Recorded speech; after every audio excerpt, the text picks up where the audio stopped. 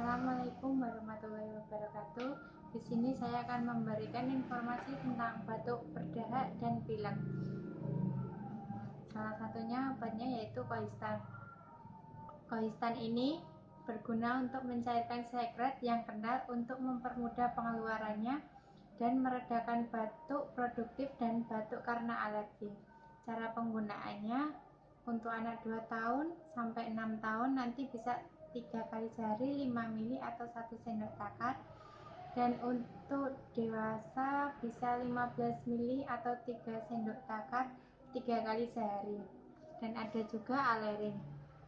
Alerin ini berguna untuk batuk berdahak disertai pilek. Cara penggunaannya cukup mudah, yaitu untuk anak di atas 6 tahun sampai 12 tahun nanti diminumnya 3 kali sehari 5 ml atau 1 sendok takar, dan untuk dewasa nanti minumnya 3 kali sehari 10 ml atau 2 sendok takar. Dan untuk meredakan tenggorokannya biar lega bisa memakai permen Fisherman. Terima kasih.